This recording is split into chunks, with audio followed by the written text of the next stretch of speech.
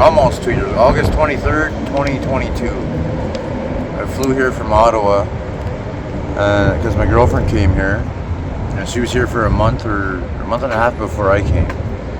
She was arranging plans for me to come. We were staying at her aunt's place. Her aunt just lives down on Gore in the housing projects there. So she was living there, and then when I came back, her and her aunt had a fallout, I guess. So she went to the women's shelter, and then I was just kind of stuck. Well, what do I do, you know? So I went to the shelter right there, that Aboriginal 201 Central. Can't see it now, but it's that big gray warehouse. Yeah. I was there for a good 6 months, and then they threw me out because they thought I stole a blanket. So I haven't been there since, and that was over a year ago. Oh wow. So how many? I was at another shelter, and then they made up this story that I was all high on drugs. I needed help out of the shower. I needed physically to be picked up and brought to my bed. That never happened. So that was just a ploy for them to get me out of there. I don't know why. They kicked out more natives than they kick out any other race, and that was ran by native people. Friendship Center owns those shelters. It's like they don't want us there. So I've just been on the streets, living in shelters since then.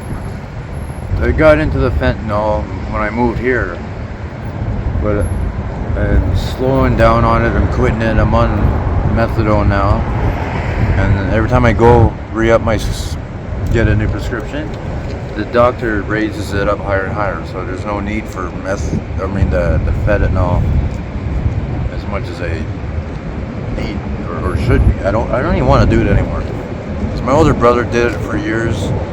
He's dead now. He actually caught HIV from sharing needles back when he was only 21 or 22. And a lot of his friends are dead. All of his friends are dead. And now he's dead. I think he got murdered though. Because he was found hot-shotted, which means someone overdosed him on purpose. And then they hung him. And he just got an apartment too. Because I was talking to him around Christmas in 2023. Yeah, he just got a place, and I was gonna go see him this summer, or last summer. Last summer. He's been dead now a year. He died April 23rd of last year. So when I found that out, I took it pretty rough. Yeah, that's pretty harsh. I'm really really sorry to hear that. Even when I think of it, I get a lump in my throat, but I don't want to start tearing up about it. Not in front of you, I do every now and then. Do you have any other family?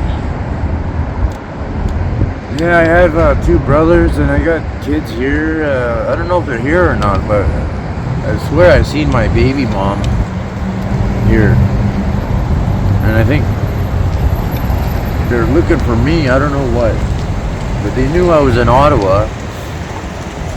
But then I messaged my daughter on Facebook around her birthday time. I was going to send her money for her birthday, but that was in September. And I haven't done that yet. And I don't know how to get a hold of them anymore because somebody changed my Facebook password. And I can't get a new one unless I have a phone. And everybody I know doesn't have a phone. Because you need a phone for them to verify that it's you and all this. But I don't know, I never just asked. Maybe I could ask the library people, but I haven't made a new account. But it's hard making a new account. I want my old account because that's where my deceased brother's last messages are on that profile, and that's all I have left of him. I don't even have pictures of him. I hope my mom still has all the pictures. May I ask where your mother is? In Sudbury, Ontario. In Sudbury. Now, is that where you're from originally? Yeah. Okay. And you grew up there and went to gone school there? I've been gone longer than I've lived there now, considering that I'm 36 now. I left Sudbury when I was 18. I moved to Thunder Bay, Ontario for 2 years. that's when I started having kids with my partner, and I was with her for 12 years. And then we had 4 kids together. Wow. 2 boys and 2 girls, yeah. But then we moved to Sault Ste. Marie, Ontario. We lived there for 10 years. Well, that's when I left. I went to Ottawa. I was supposed to go to treatment in Ottawa at the Anchorage program. It was a 4-month program. But then they kicked me out, me and a buddy of mine. They caught us drinking. And they had 0 tolerance, not even a chance. So they kicked us out right away. I was only there 2 weeks. But after that, I just stayed in Ottawa. And I did other programming there that led me to get an apartment there. You know, I was there for 4 years in Ottawa. And in that time, I had an apartment for 9 months. And I got evicted because of partying, drinking too much, people coming over. My friends would bring their girlfriends over, and it was always the girls fighting. It was never the men. Me and my friends never fought. It was always the women that always get jealous of some stupid shit. I don't know, but yeah, I had a nice 1-bedroom place. Subsidized rent. The rent was only $500, and that's a good deal in Ottawa. You know, I wander the streets most of the day, or I'm doing this. Make money. And so you're doing some panhandling here at this intersection? Yeah, this is my first time here today. Cause I didn't even start really until I met you, I guess. But yeah, I could be standing here. I don't care until I make at least $10. That could take hours. And sometimes people don't give. You have your bad days and there's good days. Even in the rain. Last weekend when it was raining, around this time. People don't have remorse or compassion. Not anymore. I guess they're sick of seeing me, because ever since I moved here, I've been panning here. So I see a lot of the same people. And I'm getting sick of it too. Like, the other day, some guy asked me what kind of skills I have. And I don't really have that many great skills other than I can do labor work and like drywalling, basic home repairs and that. But he said he doesn't. He's not looking for that type of guy, I guess. I'm not good with computers, and like I said. There's organizations where you show up at a certain time in the morning and they take you out for a day of work? Yeah, they had one of those in Sudbury. Oh yeah. Do you know of the ones that are here? Like on Commercial Drive, I think there's one. Well, I heard of them. But there's a number of other ones, but I don't know really that's about them. of interest. I was a teenager when I used to do all that stuff. Yeah, there was like labor force, it's called. I think that's just like a temp agency. That's right. There's a few of them, but I don't have that drive to go and do it because of my addictions. I mean, I got over drinking, finally. Great. I'm actually proud of myself for quitting drinking. Yeah, that's a big accomplishment. But then I always replace it with something else. Before I was into crystal meth in Sault Ste. Marie before I left to go to Ottawa. And I feel horrible. I got my baby mom involved in it. When she never did drugs, I just asked her one time, because she was already on methadone. She had all her carries to take home with her. And then I asked her this once to try it with me. And I was only 25, 26. I was still kind of stupid. But if I knew now, I wouldn't have asked her now to do it, to try it out. I mean, I was trying it out. I was only doing it at parties, but then I started doing it every day. Crystal meth is a bad drug. It melts your brain and the damage is permanent. Yeah. And so I quit that too. That was easy. But drinking, I always drank ever since I was 14. Till like just last year I stopped. It's been a year now. I'll have the odd beer now and then, but it's nothing. I don't get drunk anymore to the point where I'm blacking out. But now I end up in the hospitals now because I overdose. But I use in the injection sites if I do go there. And a few times I passed out outside. And all my stuff got stolen, even my pants with my ID in it. So like I'm stranded here without ID. Because my brother Eddie wants me to go back. He'll even pay my ticket, he said. He has a solid job. He's an iron worker. Even my other brother, James, works for the movie companies now, drives the trucks around, but in Ontario though. So they're willing to help you out or get you Yeah, some work. they're and- 2 years younger than me, but they got their heads screwed on right. They've think- always had jobs, and they, Do you think you might take them up on it one of these days and get working? one of these days I'm gonna smarten up. Yeah, Yeah. I want to get back home with my family and my kids and that. Yeah. Wonder how. If they'll let me. I mean, I don't know. It's been years since it's been 7 years since I've seen them. Well, I don't know where they are. I hope there's a way that this can happen. Just think about pretty what sure steps they're are here. to take. I've seen my baby mom. I was in so much shock though. I didn't even go to her and talk to her. I know she has a mole on her chin right here, and she laughed the same when she saw me because I looked like shit. She must have been laughing at me because I look like that. Is there anything, in case you have any family that sees this, is there anything you No, I might have want to no say to aunts your and kids? uncles. But Like- what if you had children or anyone that saw this? Is there anything you'd want to say? I want to say I've always loved them, and I'm sorry for being the asshole dad I was. I wasn't an asshole. I was just strict. I wanted them to listen. I never beat them. That was a no-no. I never hit them or did anything like that. I was just verbally abused, maybe, or Is that the way you were raised? no. I was abused, which is why I never wanted to abuse my kids. I know I was tough on my boys, but because I didn't want them to grow up being that sucky kid in class who got picked on.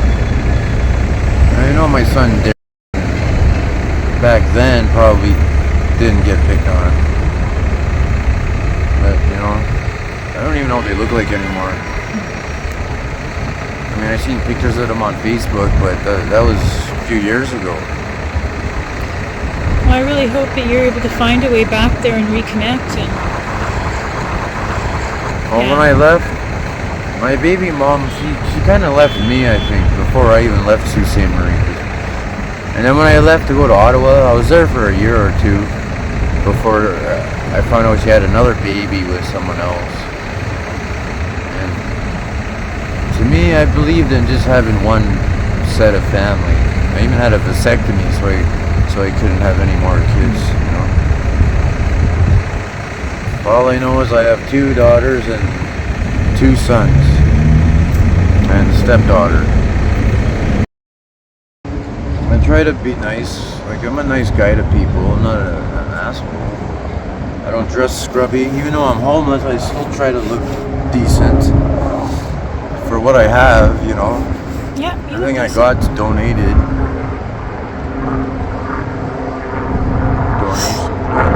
So you're able to have some hope for the future? You think Yeah. you'll pull it together and I wanted to go to school here too. There's a place I saw downtown. You could redo your grade 8 right to grade 12. It's called Achieving Success. oh, that would be good. It's not far from here. It's right off Hastings and somewhere down there. Financial district. Or by the colleges. There's lots of little private colleges here too. Yeah. Well, I hope you get to do those things. Yeah. Like figure out, finish high school, and then whatever else you want to do next. And I know I want to go things back right with home your and see my family. brothers. They miss me a lot, and my mom's not doing too good. I couldn't even go to my brother's funeral because they didn't have ID then, and that was last May. May 19th was his funeral, and I don't even know what they did with him. If they cremated him or does anyone in your family know? oh yeah, Oh, okay. I mean even my foster parents were there, and I haven't seen them in 20 years. How long were you in foster care? Well, from when I was 6 till I was 17 or 18. 17, I moved on my own in September. 'Cause my birthday's in December. But I moved into my first place when I was 17. Well, I know how to take care of myself. That's 17, that's almost 20 years I've been on my own. And then when I was with my baby mom, I was with her for 12 years. She's a good woman too. I regret how I used to treat her too, When you're in your 20s, you're still a kid. It's still stupid and all that. Yeah. When you're in your 30s now, like I'm 36. I know way better. What I know now, I wish I knew 10, 15 years ago. Because I wouldn't let all that shit happen. Mm-hmm. I was a bad alcoholic. CAS got involved, and then they took the kids, and and that's when I left. It's been this hard on me, The doctor says I have a weak heart from so much stress, I think, all my life. Because when I overdose, they never seen anything like that. My heart rate drops right down to like the 20s. While other people can overdose and their heart's still at 60 or 70 normal. My heart literally stops beating sometimes. I have a weak heart, the doctor said. He said I shouldn't be doing fentanyl at all. And I'm taking his word for it. So that's why I got onto the methadone. And every 2 weeks I go up and up more. He's like, I gotta go to the rack at the hospital. And then that's when they up my methadone. So it gets better that way. And I won't have to do drugs. Quit drinking, I quit smoking weed, I quit doing all the other drugs I used to do. Crystal meth. Good for you. That's really impressive. I'm ready to work. Like, I want to work. But I need to get some skills. I need to go to college and finish. Or get my license, Is your dad around? No, I remember if you told me that or not. After he cut me and my brothers out of the family photo picture there, I stopped talking to him on Facebook. And then he even hung it. Did I tell you that earlier? Oh, I was telling somebody that at the shelter. But yeah, I was looking at his profile a few years ago. And he was sitting in his rocking chair, and in the background, I remember that family photo we took when I was still living with him, when I was only 6 years old. And the twins were in it too. They were wearing matching suits or whatever. And he cut me and my two twin brothers out of there. And then hung it back up. There's this empty void where 3 kids should be. But there's just his kids he had with his new wife. Yeah. Gee, that's harsh. Doesn't people think that's weird that you would hang that up? Certainly I did, and I never talked to him again after that. And I told my daughter, don't talk to my dad no more, because he was telling me, oh, I'm talking to your daughter a lot lately, and all this. And then I told him, don't talk to her no more, and I told my daughter not to talk to him either. Do you think he's going to be around for my kids? No. You're running around for me. And then he cut me out of the damn picture. That's what pisses me off. I cried when I seen that. It still bothers me. Yeah, no, he gave me away. He didn't just... It's not like someone called CAS on him. He called CAS himself. James. That's his name. Thank you so much for sharing everything with me. I'm sorry you've had such a rough go of it with certain situations, of course, with your, like you shared with your brother, and not being able to see your kids, and you're just hoping to obviously get your life. I was closest to my brother that died. He's the one who knows me the most. Out of everybody on this planet, he knew me the most. We grew up together. And just like my younger brothers, Eddie and James, they grew up together. They're big gearheads too, they have their own cars and everything. Well, that was a really big loss for you. But Charles, he had a really bad temper too. That was his name, Charles, the one who died. He would have been 38, but now I'm going to outlive him. He was only 35 the last time I seen him, because I went to Sudbury 3 years ago. to visit my mom and my brothers. But they know that about me. They know I just get up and leave. They'll come back for a couple years and I'll come and surprise them. And So you could go back at any moment. well, it was more frequent. Like I used to live in Thunder Bay and Sault Ste. Marie. It was easier to go see them. But now I'm on the other side of the country. If I go back, it's going to be to leave this place. Well, I really hope that you're able to get where you want to be in life, get the skills you need, just get to a better place, get your relationships 'cause happening and making some of your now hopes it's and dreams time come for true. the real change. To keep it, to stay honest to yourself. Me, I mean. Because I want to. I don't want to be a bum. I don't want to die 60, 70 years old and have nothing at all. I at least want to have a house or an apartment that you can live in. Something. Thank you so much for sharing, John.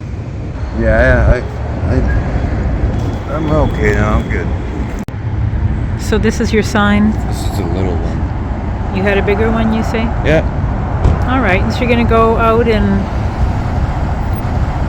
Oh, someone else is at your Not place. now. Oh, we'll get you something to eat first, and then... I just like the ice cream Okay. sundae, the hot fudge sundae, which is only $3 or $4. All right, let's go see what we can find.